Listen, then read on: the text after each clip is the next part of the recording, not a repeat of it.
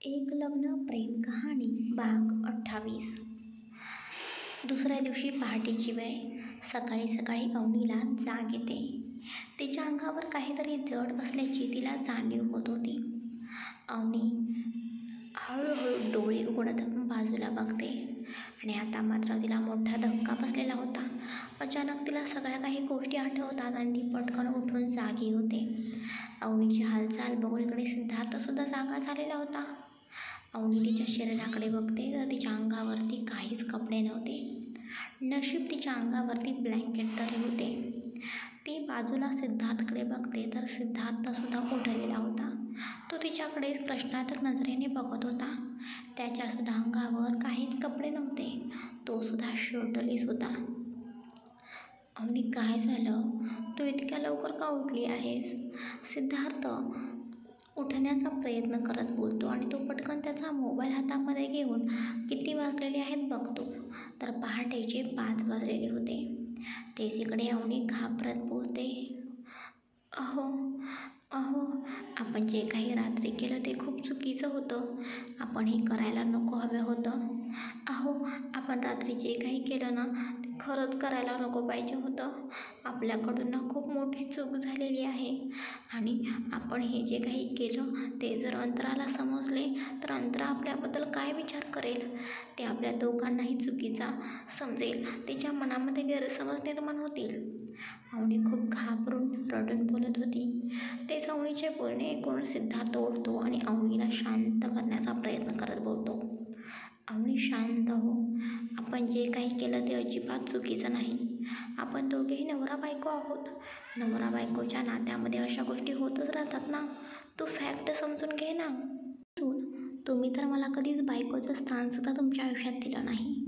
आपण लग्न झालेले होते तेव्हा तर तुम्ही मला कधी बायको म्हणून माझा स्वीकार केला. मग आता नवरा बायकोचे नाते कधीपासून? अवनी आश्चर्याने सिद्धार्थकडे बघत बोलते, अवनी, मला माहिती आहे मी तेव्हा चुकलो होतो, पण तेव्हा मला काही समजत नव्हते. पण अवनी प्लीज मला आपल्या नात्यासाठी थोडा वेळ दे. मला माझी खरंच चूक समजलेली आहे गं. चूक सुधारण्याची एक संधी तरी दे. पण प्लीज रागाच्या भरात माझ्यापासून दूर जाऊ नकोस. आपले नाते संपवण्याचा प्रयत्न करू नकोस. प्लीज अवनी, मला थोडा वेळ दे. मी सगळं काही नीट करेन. मला खरंच अवनी तुझ्या सोबत राहायचं आहे. कायमचं आयुष्यभर सोबत राहायचं आहे. कायम मला तुझी साथ हवी आहे. सिद्धार्थ जे काही बोलत होता त्यामुळे अवनीला कुठेतरी छान वाटत होतं. कारण आधीचा सिद्धार्थ अवनीला बायको म्हणून स्वीकारायला तयार नव्हता. पण आता मात्र या सिद्धार्थामध्ये खूपच बदल झालेला होता. त्याला आता दोघांच्याही नात्यासाठी वेळ हवा होता. सिद्धार्थमधला हा चेंज बघून अवनीला खूप छान वाटलं होतं. पण या सगळ्या गोष्टींचा विचार करता करता अचानक तिच्या मनामध्ये अंतराचा सुद्धा विचार येतो. अंतराने अवनीला सांगितलेलं होतं की सिद्धार्थपासून लांब राहायचं. अवनी भानावरती येते आणि बोलते, नाही अहो, आपलं नाते कधीही नाही पुढे जाऊ शकत. तुमच्या आयुष्यात अंतरा आहे कारण तुमच्यावर अंतराचे प्रेम आहे. सुद्धा तिच्यावरती प्रेम आहे ना. प्लीज मला आता त्रास नका देऊ. मला या सगळ्या गोष्टी सहन नाहीत होत. या सगळ्या गोष्टींमध्ये मी खूप गुरफटली जात आहे. अगं पण अवनी, आपण नवरा बायको आहोत. हे सत्य तू लपवू नाहीस ना शकत. आपण नवरा बायको नाही. मी फक्त अंतराची सबस्टिट्यूट आहे. मला फक्त तुमच्या सगळ्यांची इज्जत वाचवण्यासाठी मला तुमच्याशी लग्न करावं लागलं. तेवढाच माझा तुमच्यासोबत संबंध होता.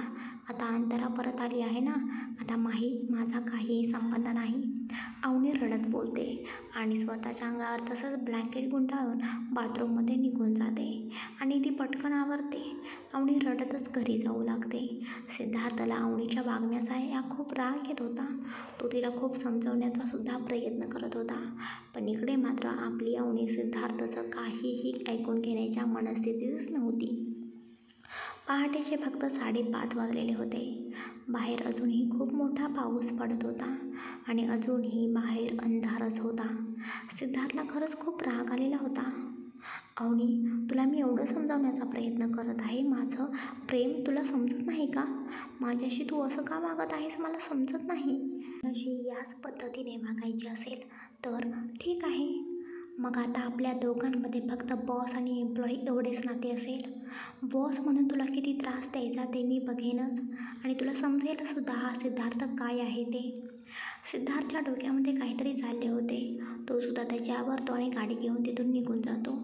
इकडे अवनी एकटीच चालत निघालेली होती. वरून भरपूर पाऊस पडत होता. सिद्धार्थ अवनीच्या समोर गाडी थांबवतो आणि पटकन अवनीकडे बघून बोलतो, गाडीमध्ये बस. नाही, माझी एकटी मी घरी जाऊ शकते. मला कोणाच्याही मदतीची गरज नाही. अवनीसुद्धा रागात बोलते. तेच अवनीचे बोलणे ऐकून सिद्धार्थ परत रागामध्ये बोलतो, हे बघ अवनी, 5:30 वाजलेले आहेत.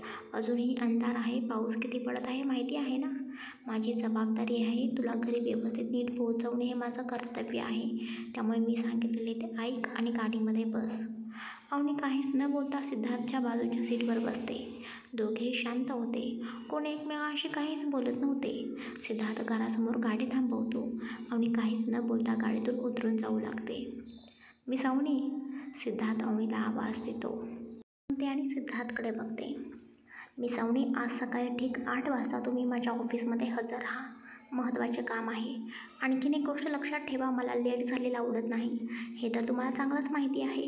पण तरीसुद्धा तुम्हाला सांगतो, लेट झाला तर त्याची पनिशमेंटसुद्धा तुम्हाला भेटेल.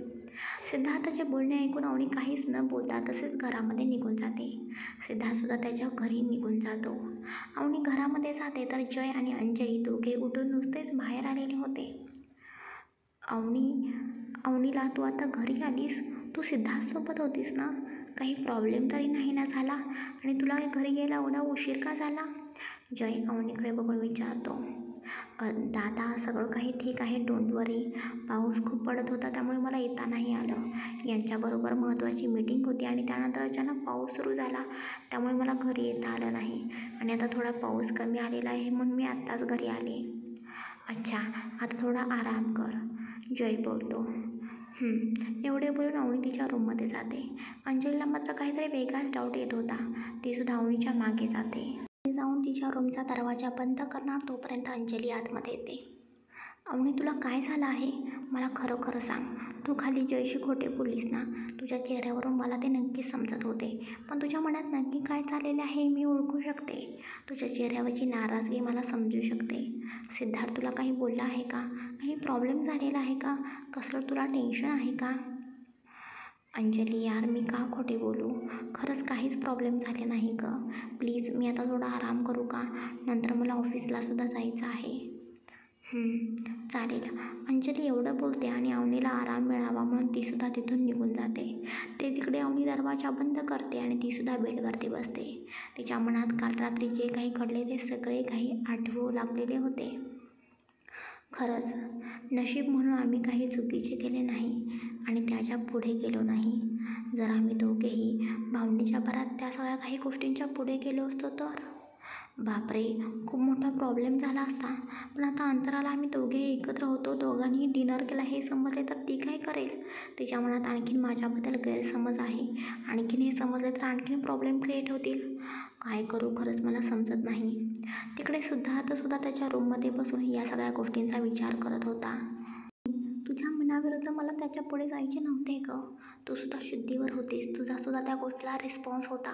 खरं तर तुला काल पूर्णपणे माझी बनवण्याची माझी इच्छा होती, पण मी तसे केले नाही.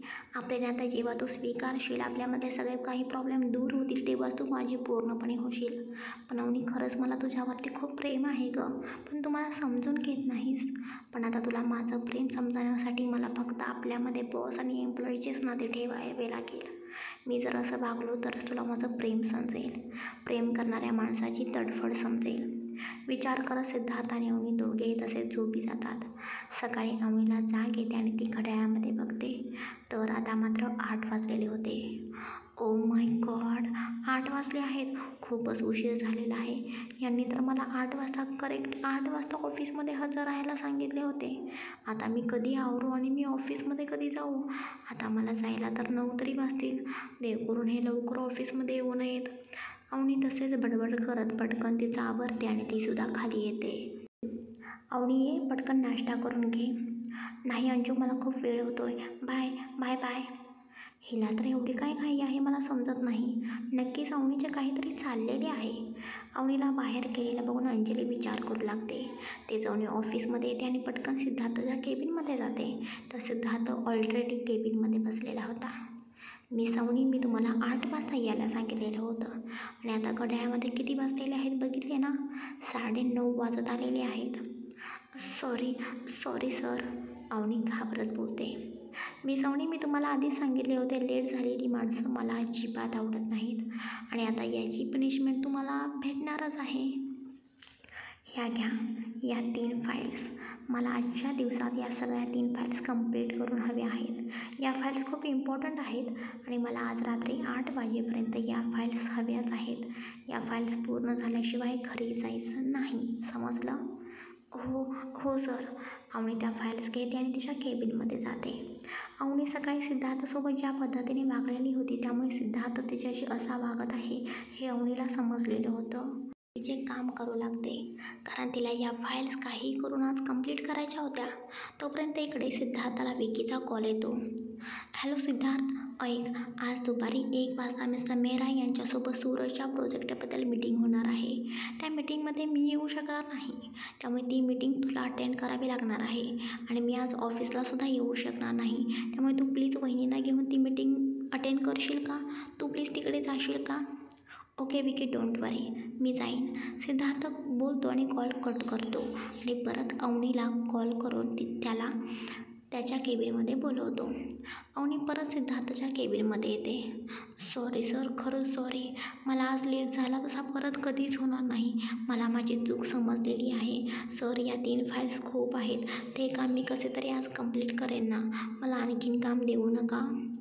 अवनीचे बोलणे ऐकून सिद्धार्थला हसू येत होते कारण अवनी डायरेक्ट त्याच्या केबिनमध्ये येऊन असं बोलत होती. पण सिद्धार्थ स्वतःचे हसू लपवतो आणि रागामध्ये बोलतो. मिस अवनी, समोरची व्यक्ती काय बोलणार आहे हे तरी ऐकून घ्या आणि मग नंतर बोलत जावा. सॉरी सर, अवनी मान खाली घालून बोलते. मिस अवनी, आज दुपारी 1 वाजता मिस्टर मेहरा म्हणजे सूरजच्या एका प्रोजेक्टबाबत आपली मीटिंग होणार आहे. विकी मीटिंगसाठी येऊ शकणार नाही, त्यामुळे तुम्हाला माझ्यासोबत मीटिंगसाठी यावं लागेल. याबद्दल तुम्ही फाईल कंप्लीट केली असेल तर मला लवकर आणून द्या आणि आपल्याला 1 वाजता निघायचे आहे, हे लक्षात ठेवा. ओके सर, अवनी बोलते आणि तिच्या केबिनमध्ये जाते. काय यार, आधीच काम कमी होते का आणि त्यामध्ये आता ही मीटिंग लागली. आता मीटिंग करून नंतर या 3 फाईल कंप्लीट करायच्या आणि मग मी घरी जायचे. म्हणजे मला आता घरी जायला 9-10 तर वाजणारच आहेत. पण त्याआधी मला लवकर ती फाईल शोधली पाहिजे. अवनीला ती फाईल सापडत नव्हती. तिथेच वरती एका कपाटामध्ये काही फाईल्स होत्या. तिथे तिचा हात पोहोचत नव्हता, म्हणून ती एक स्टूल घेते आणि स्टूलवर उभे राहून फाईल शोधण्याचा प्रयत्न करू लागते. पण अवनीचा हात तिथंपर्यंत पोहोचत नव्हता. तिथूनच सिद्धार्थ जात असताना सिद्धार्थचे लक्ष अवनीकडे जाते. ती फाईल घेण्याचा प्रयत्न करत होती, पण तिची तरीही उंची पुरत नव्हती. तिच्या हाताला ती फाईल येत नव्हती. अवनी खूप प्रयत्न करून ती फाईल घेण्याचा प्रयत्न करत होती. वर करत होती आणि खाली स्टूल हलत होता. सिद्धार्थचे लक्ष अवनीकडे होते. तिची धडपड बघून सिद्धार्थला हसू येत होते. सिद्धार्थ तिथेच तिची धडपड बघत उभा होता. तोपर्यंत अवनीचा तोल जातो आणि ती खाली पडणार तेवढ्या सिद्धार्थ त्याच्या दोन्ही मजबूत हातांमध्ये तिला पकडतो. अवनीने मात्र इकडे डोळे मिटलेले होते. तिला वाटले होते आता ती पडणार, पण नाही. सिद्धार्थने त्याच्या दोन्ही मजबूत हातामध्ये तिला पकडलेलं होतं. अवनी डोळे उघडून बघते तर तिच्यासमोर सिद्धार्थ होता. सिद्धार्थ हसतच तिच्याकडे बघत होता. सिद्धार्थला असं हसत असलेलं बघून अवनीला काहीच समजत नव्हते. सिद्धार्थ अवनीला नीट उभा करतो.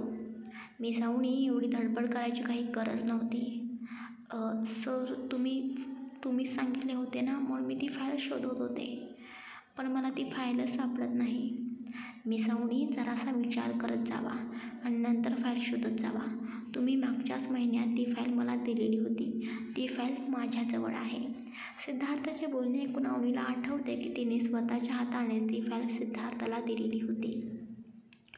आणखीन एक, इथून पुढे मी तुम्हाला काही काम सांगितले शोधायची असेल तर आधी ती कुठे आहे ते नीट चेक करा आणि नंतर स्टूलवरती चढा. स्वतःचे पाय मोडून घ्यायची काही गरज नाही, समजलं? सिद्धार्थचे बोलणे ऐकून अवनी रागाने नाक फुगून दुसरीकडे बघू लागते. ते सिद्धार्थ तिथून निघून जातो. सिद्धार्थची 1 वाजता मीटिंग होती म्हणून सिद्धार्थ अवनी दोघेही हॉटेलमध्ये जातात. तिथे हॉटेलच्या रिसेप्शनमध्ये दोघे मिस्टर मेहराविषयी विचारपूस करतात. तिथे एक मुलगी होती. ती मुलगी बराच वेळ झाले सिद्धार्थकडे फक्त बघत होती. तिची नजर सिद्धार्थवरून हटतच नव्हती. ती सिद्धार्थ आणि अवनीला मिस्टर मेहरा यांच्याविषयी काही सांगतच नव्हती, कारण ती सिद्धार्थकडे बघण्यामध्ये हरवलेली होती. फक्त एकसारखे ती सिद्धार्थकडे बघत होती. सिद्धार्थकडे त्या मुलीला असं बघताना बघून इकडे मात्र आपल्या अवनीला खूपच राग येत होता. डिअर, रूम नंबर 307 कुठे आहे मला समजेल का? अवनी रागाने त्या मुलीकडे बघून बोलते. ती मुलगी अवनीच्या आवाजाने पाण्यावर येते आणि बोलते, सॉरी, इथून सरळ गेला की लेफ्टला आहे. Okay, thank you. आणखीन एक सांगते, स्वतःचे काम स्वतः करत जावा, दुसरीकडे लक्ष नका देऊ, समजले? अवनी ॲटिट्यूडमध्ये बोलते आणि तिथून निघून जाते. ते सिद्धार्थ अवनीचे बोलणे ऐकून बोलतो, दॅट्स माय गर्ल, मनामध्ये बोलतो आणि अवनीच्या पाठीमागे निघून जातो. तेच अवनी रागाने सिद्धार्थकडे बघते आणि बोलते, तुम्हाला समजत नव्हते का त्या मुलीला काही बोलायला? ती मुलगी तुमच्याकडे कशा पद्धतीने बघत होती? तुम्ही तिला का काही बोलला नाहीत? एक मिनिट मिस अवनी, तुम्हाला काय प्रॉब्लेम आहे? तुला काय फरक पडतो ती माझ्याकडे बघत असली तर? तिला माझ्याकडे बघायचे होते म्हणून ती बघत होती. तेच अवनी रागाने बोलते, हे बघा, ही मीटिंग खूप महत्त्वाची आहे, या मीटिंगला जाण्यासाठी उशीर होईल म्हणून मी तुम्हाला असं बोलले होते, बाकी काही नाही. अवनी तिच्या मनात जे काही आहे ते सिद्धार्थसमोर बोलत नव्हती, पण सिद्धार्थला माहिती होते ती मुलगी ज्या पद्धतीने त्याच्याकडे बघत होती त्यामुळे अवनीला वाईट वाटत होते आणि त्या मुलीचा सुद्धा अवनीला खूपच राग आलेला होता. त्यामुळे सिद्धार्थसुद्धा मुद्दामच अवनीला चिडवण्यासाठी बोलतो. या मीटिंगसाठी जास्तीत जास्त प्रयत्न मी आणि विकीने केलेले आहेत, त्यामुळे ही मीटिंग खरं तर माझ्यासाठी महत्त्वाची असायला हवी होती. या मीटिंगचे टेन्शन मी घेतले पाहिजे. मग तुला काय या मीटिंगची एवढी काळजी आहे? हे बघा, ती फक्त मुलगी तुमच्याकडे बघत होती यासाठी मी बोलले, ते तुमचं तुम्ही ठरवा काय करायचं ते. एवढं बोलून अवनी तिथून रागाने निघून जाते. सिद्धार्थसुद्धा हसत अवनीच्या पाठीमागे जातो. रूममध्ये जातात. रूममध्ये 3 लोक बसलेले होते. गुड आफ्टरनून सर, अवनी बोलते आणि सोफ्यावर बसते. सिद्धार्थसुद्धा आतमध्ये येतो आणि अवनीच्या बाजूला बसतो. मिस्टर सिद्धार्थ, आपण मीटिंगला सुरुवात करूया का? कारण आधीच खूप उशीर झालेला आहे आणि संध्याकाळी आमची फ्लाईट आहे, आम्हाला दिल्लीला जायचं आहे. ओके, चालेल, सिद्धार्थ बोलतो आणि अवनीला नजरेने फाईल द्यायला सांगतो. सिद्धार्थ प्रोजेक्टरबद्दल सगळे काही पॉईंट्स अगदी नीट समजावून सांगत होता. सगळेजण त्या प्रोजेक्टबद्दल चर्चा करत होते, पण त्या तिघांमध्ये एक अशी व्यक्ती होती ज्या व्यक्तीचे लक्ष सारखे अवनीकडे जात होते. त्याची नजर सारखीच अवनीकडे जात होती. त्याची नजर अवनीवरून हटतच नव्हती. अवनीला सुद्धा त्याच्या त्या नजरेचं खूप विचित्र वाटत होतं, कारण ती व्यक्ती खूपच विचित्र नजरेने अवनीकडे बघत होती. त्याचकडे सिद्धार्थ पॉईंट सांगण्यामध्ये बिझी होता, त्यामुळे त्याचेही तिकडे लक्ष नव्हते. इकडे अवनी अनकम्फर्टेबल फील करत होती. कधी एकदा मीटिंग संपते आणि ती तिथून निघते असं तिला वाटत होतं. सिद्धार्थचे लक्षसुद्धा अचानक त्या व्यक्तीकडे जाते आणि सिद्धार्थला सुद्धा समजते की ती व्यक्ती फक्त अवनीकडे बघत आहे. मला यांच्यासोबत बोलायचं आहे, तुम्ही थोडं बाहेर जाल का? येस सर, एवढं बोलून अवनी बाहेर जाते. अवनीला बाहेर गेलेलं बघून मिस्टर मेहरा, म्हणजे जी व्यक्ती अवनीकडे बघत होती, ते बोलतात, मिस्टर सिद्धार्थ देशमुख, तुमच्यासोबत तुमची जी सेक्रेटरी होती ती खूप सुंदर आहे, आवडली मला. त्याचं नाव मला काय समजेल का? मिस्टर मेहरा, तुम्ही ज्या व्यक्तीबद्दल बोलत आहात ना, ती फक्त माझी सेक्रेटरी नाही, ती माझी बायको आहे आणि तिच्याबद्दल मी असलं अजिबात ऐकून घेणार नाही. तुम्ही कोणाबद्दल बोलत आहात हे तुम्हाला समजत आहे का? आणि तुम्हाला माहिती नाही हा सिद्धार्थ देशमुख नक्की काय आहे ते? माझ्यासाठी ही मीटिंगसुद्धा महत्त्वाची आहे, पण त्यापेक्षासुद्धा जास्त मला माझी बायको महत्त्वाची आहे. ही मीटिंग, हा प्रोजेक्ट कॅन्सल झाला ना तरीही मला चालू शकते, पण माझ्या बायकोविषयी मी अपशब्द ऐकून घेणार नाही. मी तिच्यावर खूप प्रेम करतो आणि तिच्यात जे गुण आहेत ते फक्त घरात राहूनच संपवून टाकावे असं मला वाटत नाही. तिने बाहेर राहून जॉब करावा असं मला वाटत होते, म्हणून ती माझी सेक्रेटरी म्हणून काम करते. सॉरी मिस्टर देशमुख, मला याबद्दल काहीच माहिती नव्हते, सॉरी. मी काही बोललो त्यासाठी खरंच मिस्टर सिद्धार्थ देशमुख मला माफ करा. इट्स ओके, पण इथून पुढे कोणाबद्दलही असं बोलताना विचार करा आणि माझ्या बायकोबद्दल तर मी असं अजिबात अपशब्द ऐकून घेणार नाही. त्यानंतर सगळेजण परत एकदा चर्चा करू लागतात आणि मीटिंग संपवून सिद्धार्थ बाहेर जातो. सिद्धार्थला बाहेर आलेलं बघून अवनी पटकन सिद्धार्थच्या जवळ जाते. सर, मीटिंग संपली का? संपली. मग सर तुम्ही मला बाहेर का पाठवले? आणि एवढ्यात मीटिंग संपली सुद्धा? हो, सगळे काही पॉईंट्स मी क्लिअर केले आहेत आणि सगळं काही नीट झालेलं आहे. ओके, अवनी बोलते. तेच सिद्धार्थ बोलतो. अवनी, मगाशी तू त्या मुलीला खूप रागाने बोलत होतीस ना की स्वतःचे काम स्वतः कर. मला सुद्धा तू सांगत होतीस की ती मुलगी बघत होती तर तिला तुम्ही का काही बोलला नाहीत. मग आतमध्ये सुद्धा तो माणूस तुझ्याकडे वाईट नजरेने बघत होता, तेव्हा तू त्यांना का काही बोलली नाहीस? का मग तू गप्प बसलीस? अहो, मीटिंग सुरू होती आणि मी कसं काय बोलणार होते? आणि मीटिंगसुद्धा महत्त्वाची होती. मी जर काही बोलले असते तर त्यांनी ही मीटिंग कॅन्सल केली असती. अवनी, हा प्रोजेक्ट, ही मीटिंग यापेक्षा मला तू महत्त्वाची आहेस. तुझी सेफ्टी महत्त्वाची आहे. त्यामुळे इथून पुढे हा विचार करणं बंद कर आणि स्वतःसाठी जगायला शिक. तर जर तिथे बोलली असतीस तर त्यांनी तुझ्याकडे बघायचे थांबवले असते. इथून पुढे तर या गोष्टी लक्षात ठेव. अवनीबद्दलची सिद्धार्थची काळजी अवनीला समजत होती आणि तिलासुद्धा सिद्धार्थचे हे बोलणे ऐकून खूप छान वाटत होतं. सिद्धार्थ आणि अवनी मीटिंग संपताच ऑफिसमध्ये जात असतात. तोपर्यंत अवनीला एक आवाज येतो. अवनी! तो आवाज ऐकून अवनी त्या दिशेला पाठीमागे वळून बघते आणि आश्चर्याने बोलते, राज, तू? अवनी पटकन जाऊन राजला मिठी मारते. अरे राज, एवढे दिवस तू कुठे होतास? कॉलेज संपल्यापासून सुद्धा तू मला कुठे दिसला नाहीस. अरे यार अवनी, कॉलेज संपल्यानंतर मला बाबाचा बिझनेस सांभाळावा लागला. तिथून पुढे मी परदेशात गेलो. कालच आलेलो आहे आणि बघ आज तुझी भेटसुद्धा झाली. राज आणि अवनीला एकत्र हसत खेळत बोलताना बघून सिद्धार्थला मात्र खूप राग येत होता. त्यात अवनीने राजला मिठी मारलेली होती आणि दोघेही खूप गप्पा मारत उभा होते. त्यात राजचे लक्ष सिद्धार्थकडे जाते. अवनी, हे कोण आहेत? सिद्धार्थ थोडे आशेने अवनीकडे बघत होता, कारण सिद्धार्थला बघायचे होते अवनी नक्की सिद्धार्थची ओळख कोणत्या नावाने सांगते. तेच अवनी बोलते, राज, हे माझे बॉस आहेत. अवनीचे बोलणे ऐकून सिद्धार्थचा चेहरा आता मात्र पडतो आणि त्याला आणखीनच राग येतो. अच्छा, राज हसत बोलतो. राज आणि अवनी बराच वेळ गप्पा मारत उभा होते. ते सिद्धार्थ रागाने येतो आणि बोलतो, मिस अवनी, आपल्याला ऑफिसमध्ये जायला उशीर होत आहे, आपण जाऊया का? हो सर, प्लीज 2 मिनटं. अवनीचे हे बोलणे ऐकून सिद्धार्थला आणखीनच राग येतो. त्याचा राग खूपच जास्त वाढत होता. सिद्धार्थ अवनीचा रागाने हात पकडतो आणि तिला तिथून ओढून घेऊन जाऊ लागतो. सर, हे तुम्ही काय करत आहात? प्लीज माझा हात सोडा. अवनी रागाने बोलत होती, पण सिद्धार्थ काहीच ऐकत नव्हता. तो अवनीला त्याच्या गाडीजवळ घेऊन जातो आणि गाडीमध्ये बसतो. सर, ही काय पद्धत आहे मला इथे घेऊन येण्याची? मी 2 मिनिटे थांब बोलले होते ना तुम्हाला. किती दिवसातून मला माझा मित्र भेटलेला होता. कितीतरी दिवसातून आम्ही भेटत होतो. तू असं कोणाशी बोललेलं मला आवडत नाही. तुला माहिती आहे ना किती वेळा मी तुला सांगितलेले आहे, असं कोणत्याही व्यक्तीशी अशा पद्धतीने बोलायचं नाही. तू माझे मग का ऐकत नाहीस? हे बघा सर, मी तुम्हाला आधीच सांगितले आहे, तो माझा खूप जवळचा मित्र आहे आणि आम्ही फक्त मित्रच आहोत. त्यामुळे त्याचा अर्थ तुम्ही उगीचच चुकीचा काढू नका. आणि मी तुमचे का काही ऐकणार नाही? तुम्ही कोण आहात माझे म्हणून मी तुमचे ऐकायचे? अच्छा, ठीक आहे. सिद्धार्थ एवढंच बोलतो आणि गाडी स्टार्ट करतो. सिद्धार्थ आणि अवनी आता दोघेही शांत होते. दोघे एकमेकांशी काहीच बोलत नव्हते. मध्येच अवनी बोलते, हे तुम्ही मला कुठे घेऊन जात आहात? हा तर ऑफिसचा रोड नाही. तुम्ही कुठे घेऊन जात आहात मला समजेल का?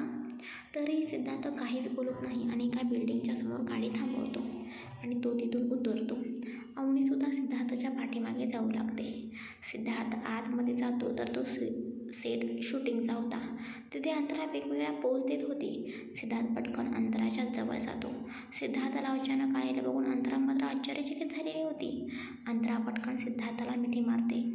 सिद्धार्थ, तू इथे येशील असं मला खरंच नव्हते वाटले. सिद्धार्थ, मला हे सरप्राईज खूप आवडले. अंतरा, तुझ्या चेहऱ्यावरचा हाच आनंद मला बघायचा होता म्हणून तर मी इथे आलो. सिद्धार्थ हसत बोलतो. अंतरासुद्धा खूप खुश होती, कारण सिद्धार्थला तिने बोलावलेले नव्हते, पण सिद्धार्थ मनानेच तिच्या जवळ आलेला होता. सिद्धार्थ अंतराशी बोलत होता, पण त्याचे सगळे लक्ष अवनीकडे होते. अवनीच्या चेहऱ्यावरचा राग, तिचे एक्सप्रेशन सिद्धार्थला समजत होते. सिद्धार्थ, आता तू आलेला आहेस ना, तर मग आपण प्लीज लंचसाठी जाऊया का? प्लीज सिद्धार्थ, आता तू नाही म्हणू नकोस. अंतरा सिद्धार्थकडे बघत बोलते. ओके, चालेल, सिद्धार्थ बोलतो. तिकडे अवनी सिद्धार्थ आणि अंतराला बघत होती. तिला खूप वाईट वाटत होतं, पण ती जबरदस्तीने तिच्या चेहऱ्यावरती स्माईल आणत होती आणि त्यांच्याकडे हसऱ्या चेहऱ्याने बघत होती. ते तिकडे सिद्धार्थसोबत बोलता बोलता अंतराचे लक्ष अवनीकडे जाते आणि अंतरा आश्चर्याने बोलते, अवनी तू इथे कशी काय? अंतरा, तुला माहिती नाही का? तुझ्या बहिणीला तुला सांगितले नाही का? तुझी बहीण माझी पर्सनल सेक्रेटरी आहे, सिद्धार्थ बोलतो. अच्छा, असं आहे तर मला तर माझी बहीण काहीच बोलली नाही, अंतरा थोड्या रागातच अवनीकडे बघून बोलते. बरं अंतरा, चल आपण लंचसाठी जाऊया. मिस अवनी, तुम्ही आमच्यासोबत याल का? आपण तिघे लंचला जाऊया, सिद्धार्थ अवनीकडे बघून तिला विचारतो.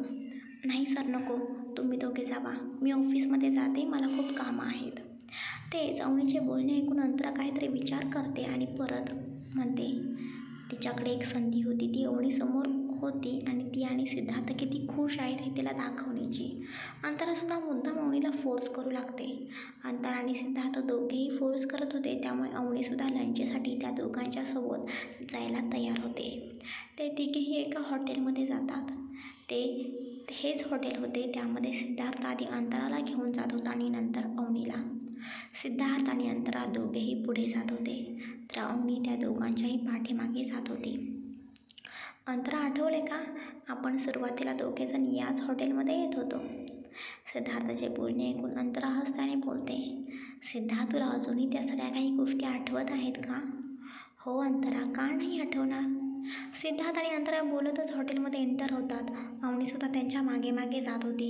हॉटेलमध्ये तेच दोन वेटर सिद्धार्थ आणि अंतरा आणि अवनी या तिघांना बघून आश्चर्यचकित होतात. त्यातला एक वेटर बोलतो, हे तर सर तेच सर आहेत ना?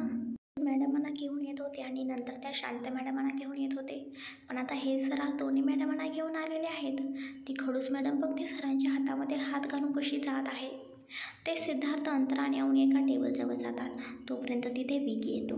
विकीला बघून सिद्धार्थ आणि अवनी दोघेही खूप खुश होतात. हे हॅलो, विकी तिथे येऊन बोलतो. अरे विकी, तू इथे? सिद्धार्थ विचारतो.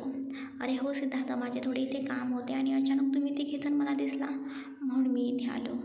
अच्छा, मग आता तू सुद्धा आलेला आहेस ना, तर चल आपण सगळेजण मिळून लंच करूया. अरे नाही, नको सिद्धार्थ, मी जाईन, तुम्ही तिघेजण लंच करा ना.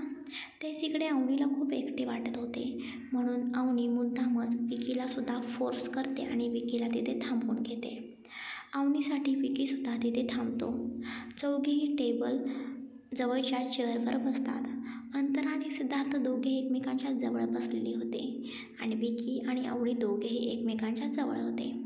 सिद्धार्थ आणि अंतरा दोघे एकमेकांच्या हातामध्ये हात घालून खूप गप्पा मारत होते, हसत होते आणि या सगळ्या काही गोष्टींचा अवनीला खूप त्रास होत होता आणि अवनीला होणारा त्रास इकडे विकीलासुद्धा समजत होता.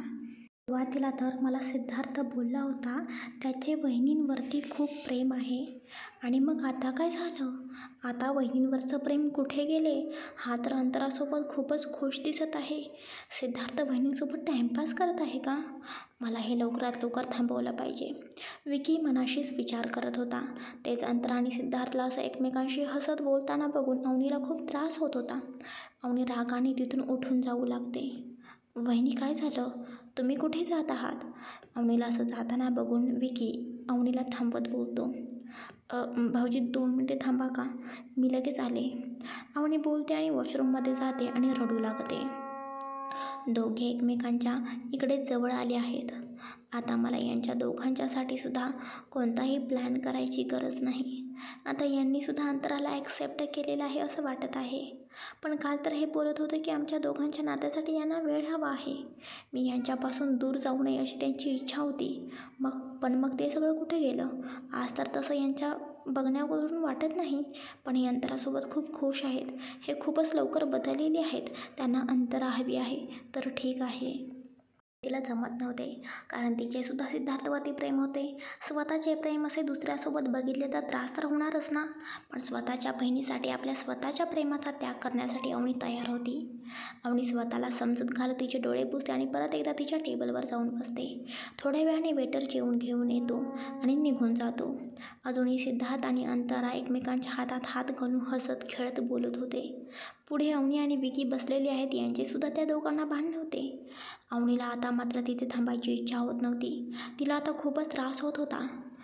भाऊजी मी जाते, मला एक महत्त्वाचं काम आहे, तुम्ही सगळेजण जेवून घ्या.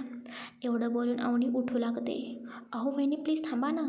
नाही नको भाऊजी, मला खरंच खूप महत्त्वाचं काम आहे, मी निघते. विकीला समजले होते अवनी अशी का बोलत आहे. तिच्या चेहऱ्यावरचे दुःख विकीला समजलेले होते. थांबा ना वहिनी, मी तुम्हाला सोडतो, एकटे नका जाऊ.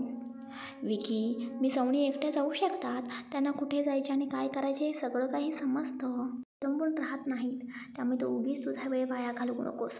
तू आमच्यासोबत लंच कर, त्यांना जायचे आहे ना, त्या जाऊ शकतात. सिद्धार्थ अवनीकडे बघत बोलतो. अवनी मात्र काहीच न बोलता तिथून निघून जाते. तुम्ही दोघे लंच करून घ्या, मला नाही काही खायचे. विकीसुद्धा रागात बोलतो आणि तिथून निघून जातो. सिद्धार्थला विकी आणि अवनी या दोघांचाही राग समजत होता. ते थांबायचे नव्हते, त्यामुळे सिद्धार्थ अंतराकडे बघतो आणि बोलतो. अंतरा तू एक काम कर, तू जेवून घे आणि नंतर तुझे शूटिंग असेल तर तू तिथे जाऊ शकतेस. मला थोडे इम्पॉर्टंट अर्जंट काम आहे, मी जातो. सिद्धार्थसुद्धा बोलतो आणि तिथून निघून जातो. अवनी विकी गेले ते ठीक होते, पण सिद्धार्थलासुद्धा त्यांचे मागे गेल्यामुळे अंतराला आता काही वेगळी शंका येत होती. नक्की काय झाले आहे हे तिला समजत नव्हते. आता तर सिद्धार्थ तिच्यासोबत हसत खेळत बोलत होता, पण अचानक मग त्याला काय झालं हेच तिला समजत नव्हतं. तेच इकडे सिद्धार्थ गाडी काढतो आणि तो ऑफिसला निघून जातो. सिद्धार्थ केबिनमध्ये जातो तर आधीच त्याच्या केबिनमध्ये विकी बसलेला होता. सिद्धार्थ केबिनमध्ये जाऊन त्याच्या चेअरवरती बसतो. तेच सिद्धार्थला तिथे आलेला बघून विकी रागाने सिद्धार्थकडे बघतो आणि बोलतो. सिद्धार्थ मी हॉटेलमध्ये नक्की काय बघत होतो? तू जे काही वागत आहेस ते तुला तरी समजतं आहे का? बहिणींच्या समोर तू कशा पद्धतीने वागत होतास? अंतराशी तू कसं बोलत होतास? सिद्धार्थ सिरियसली मला सांग, तुला खरंच काही वाटत नाही का? तू तर मला आधी बोलत होता तुझं बहिणींवरती खूप प्रेम आहे, त्यांच्याशिवाय तू राहू शकत नाहीस. आता ते प्रेम कुठे गेले? सिद्धार्थ तू बहिणींसोबत जे काही वागत आहेस ते मला अजिबात आवडलं नाही. बहिणींना किती त्रास होत आहे ते तू बघितलेलं आहेस ना?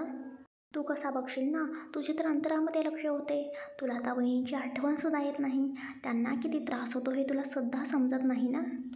सिद्धार्थ असा वागत होता की विकी काय बोलत आहे त्याचासुद्धा सिद्धार्थवरती काहीच फरक नाही. सिद्धार्थ उठतो आणि त्याच्या केबिनमधल्याच एका विंडोजवळ जाऊन उभा राहतो. त्याने त्याचे दोन्ही हात त्याच्या पॉकेटमध्ये घातलेले होते. सिद्धार्थ मी काय बोलत आहे तुला समजत नाही का? हे बघ सिद्धार्थ, तुझ्या आयुष्यामधले तू निर्णय घेऊ शकतोस, त्यामध्ये मी तुला कसलीही जबरदस्ती करू शकणार नाही आणि मी तुला जबरदस्ती करणारसुद्धा नाही. पण सिद्धार्थ मला तुला एवढंच सांगायचं आहे की बहिणींना प्लीज त्रास देऊ नको. तुझं त्यांच्यावर प्रेम नाही तर त्यांना तू उगीचच कोणतेही प्रॉमिसेस करू नकोस, त्यांच्या जवळसुद्धा तू जाऊ नकोस.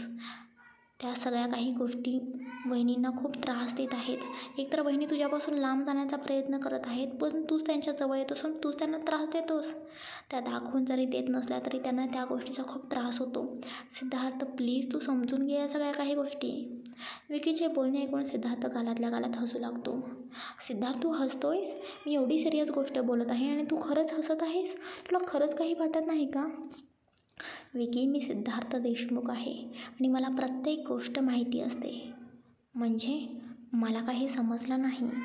तुला सुरेश भोसले माहिती आहेत का? हो माहिती आहे ना, ते बहिणींचे काका आहेत. हो करेक्ट, ते अवनीचे काका आहेत आणि तुलासुद्धा माहिती आहे की सुरेश भोसले हे अवनीच्या जीवावर उठलेले आहेत कारण प्रॉपर्टीसाठी. हो सिद्धार्थ, पण या सगळ्या गोष्टीचा इथे काय संबंध आहे? विकी मी अंतराशी एवढ्या प्रेमाने वागतोय त्यातला एक कारण आहे. कारण? कसलं कारण? विकी 1 महिन्याच्या पाठीमागे मी ऑफिसला येत असताना मला अंतरा आणि सुरेश भोसले हे एकत्र दिसलेले होते. दोघेजण काहीतरी बोलत होते. त्यानंतर मला वाटले की शूटिंग संदर्भात अंतराने त्यांची भेट झाली असेल, पण तसं अजिबात नव्हतं. त्यानंतर मी खूप वेळा अंतरा आणि सुरेश भोसलेला एकत्र बघितलेलं आहे. अंतराच्या मनामध्ये नक्की काय आहे ना हेच मला समजत नाही, पण मला नक्कीच असं सारखं सारखं वाटतं आहे की सुरेश भोसले आणि अंतरा दोघे मिळून नक्कीच काहीतरी प्लॅन करत आहेत आणि तोच प्लॅन मला समजण्यासाठी मी अंतराच्या मुद्दाम जवळ जात आहे. जर मी अंतराला जवळ केले नाही तर मला तिच्या मनात काय आहे हे सुद्धा समजणार नाही, पण मी जर अंतराच्या जवळ गेलो, तिच्याशी प्रेमाने वागलो तर तिच्या मनात काय आहे हे मला नक्कीच समजेल. आणि विकी अंतरा कशी मुलगी आहे ना हे सुद्धा मला चांगलंच माहिती आहे. घेत आहे. आम्हा दोघांना एकत्र आणण्यासाठी ती अवनीची हेल्प मागत आहे. मागच्याच महिन्यात अंतरा अवनीच्या घरी गेली होती. आम्हा दोघांना एकत्र करण्यासाठी काहीतरी हेल्प कर यासाठी. माझी एक सिक्रेट बॉडीगार्ड जयच्या घरी मेड म्हणून काम करते. तीच मला या सगळ्या काही गोष्टी सांगत असते. आम्हा दोघांना एकत्र करण्यासाठी अवनीने खूप वेगवेगळे प्लॅन केले. पण प्लॅन कोणीतरी व्यक्ती चेंज करत होती आणि आम्हा दोघांना एकत्र पाठवत होती. आम्हा दोघांना जवळ करत होती. तेच सिद्धार्थचे बोलणे ऐकून इकडे मात्र विकी जोरजोरात हसू लागतो. हसतच तो केसांमधून हात फिरवू लागतो आणि हसत बोलतो, सॉरी यार सिद्धार्थ, ते प्लॅन मीच चेंज करत होतो कारण मला ती अंतरा अजिबात आवडत नाही. तू आणि वहिनी दोघांनीही एकत्र राहावे अशीच माझी खूप इच्छा आहे रे. दोघांनीही जवळ यावे असं मला खूप मनापासून वाटतं. म्हणूनच मी वहिनींचा प्लॅन जो काही आहे तो समजावून घेत होतो आणि त्यानंतर अंतराला मी त्या ठिकाणी पोहोचूच देत नव्हतो. तिला शूटिंगमध्ये बिझी करत होतो. Thank you so much Vicky. तुझ्यामुळे मला अवनीसोबत भेटायला मिळत होते, तिच्यासोबत वेळ घालवायला मिळत होता. यार सिद्धार्थ, एवढं तरी मी करू शकतो, पण आता पुढे काय करायचे ठरवलेले आहे सिद्धार्थ तू? मला थोडे दिवस अंतराशी प्रेमाने वागलेच पाहिजे, तिच्या जवळ केले पाहिजे. एकदा मला अंतरा आणि सुरेश भोसले यांच्या मनात नक्की काय आहे हे समजले तर मी त्यांना कायमचेच संपवून टाकेन. त्यांना आमच्या आयुष्यातून कायमचेच घालवायचे आहे. पण हे मी लगेचच करू शकत नाही रे, कारण अवनीचा तिच्या बहिणीवरती खूप विश्वास आहे. मी अवनीला जर काही सांगितले तर ती लगेचच माझ्यावरती विश्वास नाही ठेवणार. यासाठी मला अंतराच्या विरोधात पुरावे गोळा करायला हवेत आणि तेच पुरावे मी गोळा करण्याचा प्रयत्न करत आहे. मला पुरावे भेटले की मी लगेचच अंतराला माझ्या आयुष्यातून कायमचंच घालवेन आणि अवनी फक्त माझी होईल. अंतराने अवनीला इमोशनल बनवून तिचा वापर करून घेत आहे, पण आता तोच डाव मी अंतराच्या बाबतीत खेळेन. अंतरा खरं तर स्वतःला खूप स्मार्ट समजते, पण आता तिला शहाणपण कसं आणायचं ते मला चांगलंच माहिती आहे. सिद्धार्थ, आय होप सगळं काही चांगलं होईल. हो विकी. पण विकी, तुला काय वाटते, फक्त 3 महिन्यांमध्ये एखादी मुलगी लगेच मॉडेल होऊ शकते? एवढ्या पटकन स्वतःचे करिअर करू शकते? माझ्या माहितीनुसार तर अजिबात असं होऊ शकत नाही. मी 1 वर्ष तरी लागतो. त्यासाठी खूप कष्ट करावे लागतात. भल्याभल्यांना ही संधी भेटत नाही आणि अंतरा फक्त 3 महिन्यांमध्ये एवढी मोठी मॉडेल कशी झाली? मला तर या गोष्टीवरती विश्वासच बसत नाही. ही शंका मला आलेली होती, म्हणून याचा शोध घेण्यासाठी मी माझ्या माणसांना कामाला लावलं आणि मला समजले की अंतरा खूप मोठ्या बिझनेसमॅन यांच्यासोबत होती. त्यांच्या ती संपर्कात राहत होती. त्यांच्याजवळ ती जाण्याचा प्रयत्न करत होती. त्यांच्याजवळ जाऊन या संधीचा फायदा ती उठवत होती. मोठ्या बिझनेसमॅनसोबत एकत्र राहूनच तिने ही संधी मिळवलेली आहे आणि बिझनेसमॅनच्या जोरावरच तिने फक्त 3 महिन्यांमध्ये तिचं करिअर ती करू शकलेली आहे. आणि यामध्ये खरं तर तिने स्वतःचे कष्ट जास्त काही घेतलेच नाहीत. मला अंतराविषयी बोलताना ना खरं तर खूप लाज वाटते. ती अशी मुलगी असेल ना असं मला कधीच वाटलं नव्हतं रे. ती हॉटेलमध्ये वेगवेगळ्या माणसांसोबत मला खूप वेळा दिसत होती. वेगवेगळ्या बिझनेसमॅनसोबत ती हॉटेल रूममध्ये असायची, फक्त करिअरसाठी. हे करिअरसाठी असं वागायचं असतं का? त्यामध्ये तिने स्वतः कष्ट घेतलेच नाहीत, तर स्वतःच्या बोटावर बाकीच्यांना नाचवून तिने स्वतःचं करिअर बनवले. आणि आता तिला माझ्याजवळ यायचं आहे याच कारणासाठी, कारण तिलासुद्धा माहिती आहे जवळ आली तर तिला कोणीही अडवू शकणार नाही आणि तिला हवं ते ती नक्कीच करू शकते. तिला मी इम्पॉर्टंट नाही, तिला फक्त पैसा इम्पॉर्टंट आहे. अवनी आणि अंतरा या दोघींमध्ये खूप फरक आहे. आजपर्यंत अवनी माझ्यासोबत राहत होती, पण तिने कधी मला पैसे मागितले नाहीत, कधी फालतूचा खर्च केला नाही. पण अंतरा तशी नाही. दोघी बहिणींमध्ये जमीन अस्मानाचा फरक आहे. अंतराला धडा शिकवण्याची वेळ आता आलेली आहे. ती स्वतःला खूप हुशार समजते, स्मार्ट समजते, पण तिचा हा स्मार्टपणा म्हणजे ती किती बुद्धू आहे हेच दिसून येतं. आता ती माझ्या जाळ्यात अडकणार आहे. विकी, मला फक्त एकदा समजले पाहिजे की सुरेश भोसले आणि अंतराच्या मनामध्ये नक्की काय प्लॅन सुरू आहे, कारण अंतरा आणि सुरेश भोसले दोघेही अवनीच्या जीवावरती उठलेले आहेत असं मला वाटतं. खरंच दोघांनाही अवनीचा प्रॉब्लेम आहे. हे दोघे मिळून ना नक्कीच काहीतरी प्लॅन करत असतील बघ. आणि हा प्लॅन खरं तर मला समजून घ्यायचा आहे आणि हा प्लॅन समजून घेण्यासाठी मला अंतराच्या जवळ गेलंच पाहिजे. फक्त काही दिवस. एकदा मला अंतराचा प्लॅन समजला की मी सगळं काही सत्य अवनीसमोर आणेन आणि नंतर अवनी फक्त माझी असेल. पण मला कधी कधी वाटते अंतरा आणि माझ्यामध्ये अवनीने तिच्या बहिणीला म्हणजेच अंतराला निवडले तर. या तू असा का विचार करत आहेस? तू जर योग्य पुरावे वहिनीसमोर मांडलेस तर अंतराचा खरा चेहरा नक्कीच वहिनीसमोर तू आणलास तर नक्की वहिनी तुझ्या जवळ येतील. विकी, आय होप सगळं काही नीट होऊ दे. पण विकी, मला यामध्ये तुझी मदत तर खरंच लागणार आहे. अवनी तर माझ्यावरती रागवलेली आहे. आज जे काही झालं ते बघून तर ती खूपच रागवलेली असणार आहे. आजपर्यंत अवनी मला आणि अंतराला एकत्र आणण्यासाठी मदत करत होती. पण तू मुद्दाम मला आणि अवनीला एकत्र करत होतास. तसंच इथून पुढे सुद्धा प्लीज विकी, तू काहीतरी कर आणि मला आणि अवनीला सोबत येण्याची संधी मिळवून दे. कारण अवनीला मी स्वतःहून कुठेही बाहेर घेऊन जाऊ शकत नाही. ती माझ्यासोबत मी तसं बोललो तर येणारसुद्धा नाही. पण तिनेच काहीतरी प्लॅन केला तर मी तिच्यासोबत जाईन ना. सिद्धार्थ, डोंट वरी, मी नक्कीच तुझ्यासाठी आणि वहिनींसाठी काहीतरी करेन. पण तू आता फक्त तुझ्या प्लॅनवरती फोकस कर. तुझा प्लॅन लवकरच सक्सेसफुल होऊ दे. चला गाईज, आजचा भाग कसा वाटला नक्की भरभरून कमेंट्स करून सांगा. बघू आता आपला सिद्धार्थ नक्की अंतराला धडा शिकवण्यासाठी काय प्लॅन करतो आणि या अंतरा आणि सुरेश भोसले यांचं सत्य कधी सिद्धार्थाला समजतं. आता हळूहळू सगळं काही लवकरच तुमच्यासमोरसुद्धा येणार आहे. त्यामुळे आता हळूहळू कथा खूप इंटरेस्टिंग होत जाणार आहे. आणि आता गाईज, तुमच्यासाठी एक सरप्राईज म्हणून पुढचे 2 ते 3 पार्ट्स खूपच रोमॅन्टिक असणार आहेत बरं का. त्यामुळे कथा वाचायला ऐकायला अजिबात विसरू नका. आता एक छोटं गिफ्टसुद्धा मी तुमच्यासाठी घेऊन येणार आहे आणि त्या गिफ्टमध्ये तुमचे सिद्धार्थ आणि अवनी एकत्र येणार आहेत. आणि फक्त एकत्र नाही तर त्यांच्या दोघांमध्ये खूपच काही काही घडणार आहे जे तुम्हाला वाचायलासुद्धा आवडेल. पाठीमागचा जो रोमॅन्टिक पार्ट होता त्यापेक्षासुद्धा जास्त रोमॅन्टिक पार्ट असेल याची मी तुम्हाला शाश्वती देते. त्यामुळे आता भरपूर कमेंट्स देण्याची, लाईक करण्याची, सबस्क्राईब करण्याची शाश्वती तुम्ही मला द्या. आणि कथा आवडत असेल तर नक्कीच शेअर करायलासुद्धा विसरू नका. पुढचा भाग नक्की उद्या प्रकाशित होईल. Bye, take care.